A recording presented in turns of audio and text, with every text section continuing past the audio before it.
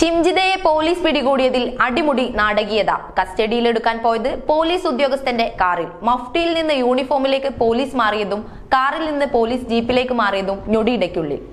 Video പ്രചരിപ്പിച്ചതിന്റെ പേരിൽ യുവാവ് ജീവനൊടുക്കിയ സംഭവത്തിൽ പ്രതി ഷിംജിതയെ പോലീസ് പിടികൂടിയതിൽ അടിമുടി നാടകീയത.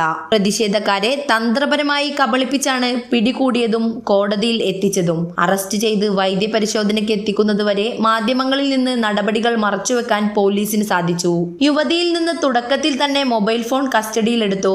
അറസ്റ്റ് ഉണ്ടാക്കാത്തതിൽ പ്രതിഷേധം ശക്തമാക്കുന്നതിനിടെയാണ് ഇന്നലെ പോലീസിന്റെ നാടകീയ നീക്കമുണ്ടായത്. രക്ഷപ്പെടാൻ പോലീസ് അവസരം നൽകുകയാണെന്നും ഷിംജിത വിദേശത്തേക്ക് കടന്നതായുമൊക്കെ പ്രചാരണമുണ്ടായി. അതേസമയം ഷിംജിത നാട്ടിൽ തന്നെ ബന്ധുവീട്ടിൽ താമസിക്കുകയായിരുന്നു. സൈബർ പോലീസിന്റെ പ്രാഥമിക അന്വേഷണം കഴിയും വരെ ബന്ധുവീട്ടിൽ തന്നെ ഉണ്ടാകണമെന്ന് പോലീസ് നിർദ്ദേശത്തെ തുടർന്നായിരുന്നു ഇത്. യുവതി മുൻകൂർ ജാമ്യം നൽകിയതോടെ പോലീസ് ജാഗരൂകമായി. ഔദ്യോഗിക വാഹനമൊഴികെ പോലീസ് ഉദ്യോഗസ്ഥന്റെ കാറിൽ വടകരയിലെത്തി 12 മണിയോടെ കസ്റ്റഡിയിലെടുത്തു.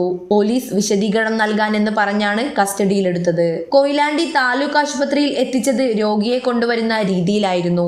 വിവരമറിഞ്ഞ് മാധ്യമങ്ങൾ എത്തിയപ്പോൾ പോലീസ് വീണ്ടും അടവു മാറ്റി. മെഡിക്കൽ കോളേജ് സ്റ്റേഷനിൽ എത്തിക്കുന്നതിന് പകരം നേരെ കുന്നമംഗലം കോടതിയിൽ എത്തിച്ചു. ഇതിലും തൊട്ടു മുൻപ് സ്വകാര്യ കാറിൽ നിന്ന് പോലീസ് ജീപ്പിലേക്ക് പ്രതിയും പോലീസ് ഉദ്യോഗസ്ഥരും മാറിക്കയറി. പോലീസുകാർ യൂണിഫോമിലേക്ക് മാറിയതും ഇതിനിടയിലാണ്.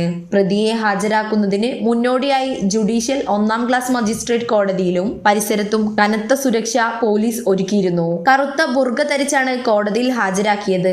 ജാമ്യാപേക്ഷ കോടതി നാളെ പരിഗണിക്കും. വടകരയിൽ നിന്ന് അറസ്റ്റ് ചെയ്ത ശേഷം താലൂക്ക് ആശുപത്രിയിൽ ഷിംജിതയെ വൈദ്യപരിശോധനയ്ക്ക് കൊണ്ടുവന്നു. കാറിൽ നിന്ന് പുറത്തിറങ്ങുമ്പോൾ പർദ്ദയും മുഖത്ത് മാസ്കും ധരിച്ചതിനാൽ താലൂക്ക് ആശുപത്രി പരിസരത്തുള്ള ആരും തിരിച്ചറിഞ്ഞിരുന്നില്ല.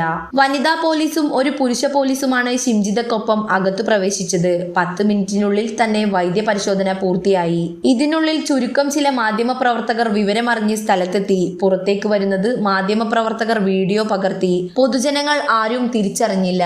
പുറത്തിറങ്ങിയ പോലീസിനൊപ്പം കാറിനടുത്തേക്ക് നീങ്ങുകയും ഉടനെ പോവുകയുമായിരുന്നു.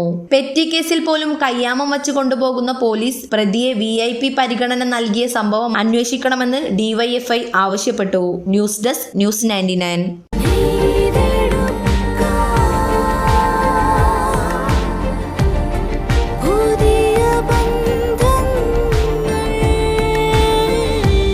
നേടെടുക്കാം പുതിയ ബന്ധങ്ങൾ.